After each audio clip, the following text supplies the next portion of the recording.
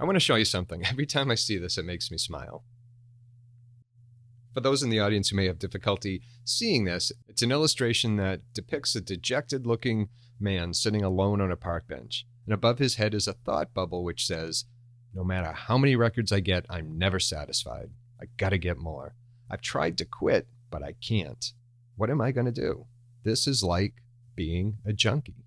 I don't know about you, but I've been there. Even more so these days. For example, the company that I work for just eliminated a bunch of IT positions.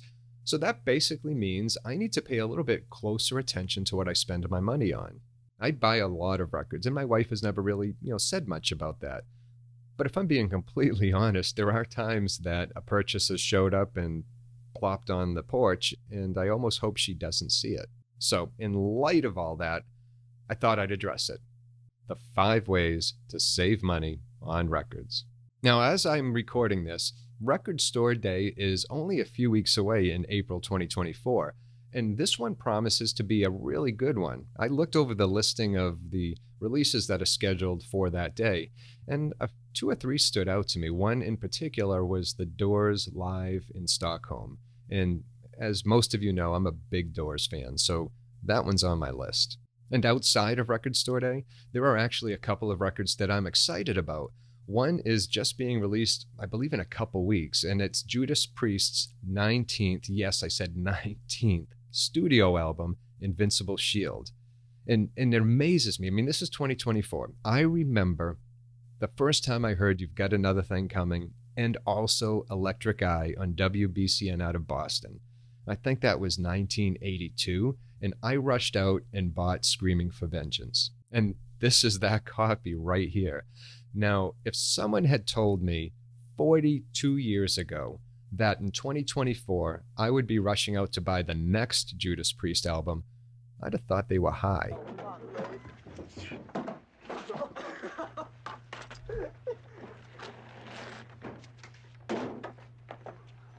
And then in April, another band that I love, Blue Oyster Cult, they're releasing what is supposed to be their final album, Ghost Stories.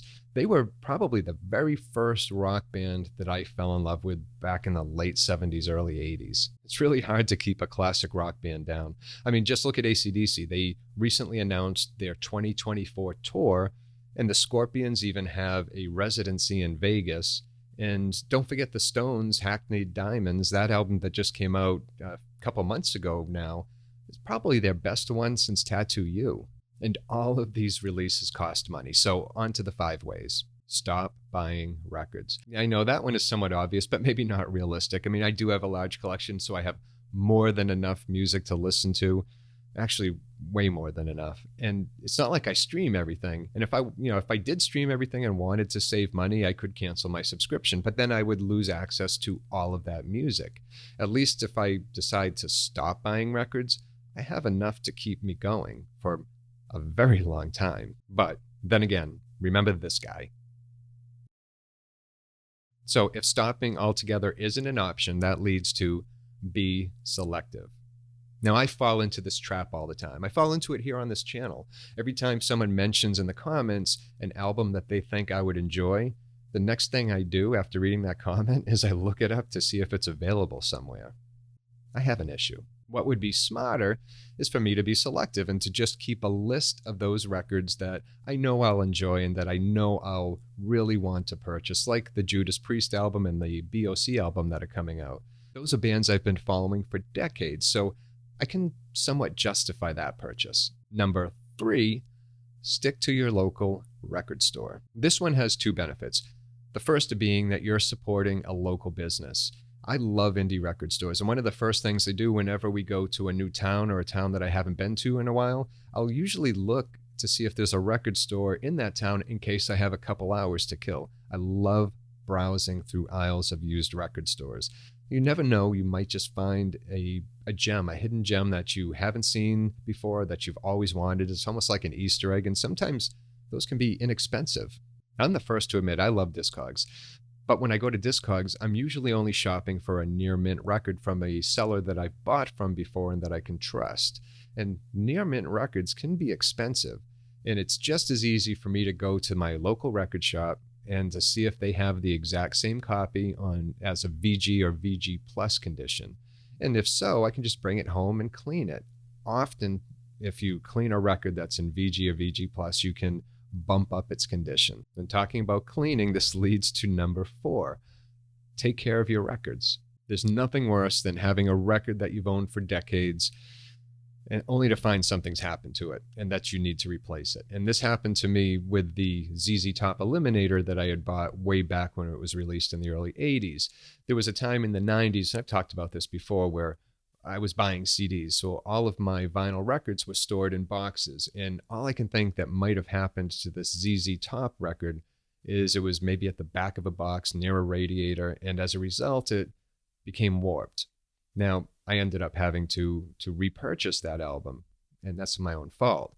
And I know that there are folks watching right now who have recommended to me the Record Pie to unwarp a record. I haven't tried it out, but I am intrigued, so maybe someday. And if you find your record buying is completely out of control like mine can be, number 5, set a budget. Now, it's like with anything else. Decide what your monthly budget will be. Or maybe it's an allotment of records. Maybe it's only 2 or 3 records. But don't forget, even 2 records, that could cost just as much as your cell service does. So consider it like any other monthly expense that you have. Now, I'll always buy records. I mean, it's in my DNA. It's probably my one vice. Well, I'm sure I have others, but it doesn't mean that I still don't feel guilty at times. I mean, even the thumbnail on this particular video asks if I should stop buying records. And I wasn't being clickbaity about that at all. I've actually thought that. So I'm not sure. I'll probably need to slow down a bit. And I'm not the only one. There's many of you out there who have even commented in the past that they need to slow down in buying records because of some of the exorbitant costs out there for new records and even some used records. And even if I said that I was going to stop, we both know that that's a lie. Because, for example, that BOC and Judas Priest record, or those 2 records, I pre-ordered them. So they're going to show up on my porch the day that they're released. Will I tell my wife? Well, absolutely.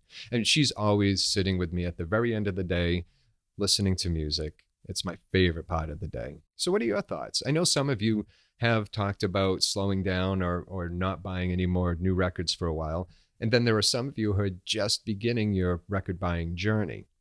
So I'd love to hear from you. Just throw a comment down below. Oh, and I have one more image for you. Now, this one depicts 2 gentlemen. Again, it's a cartoon. They're looking at a turntable.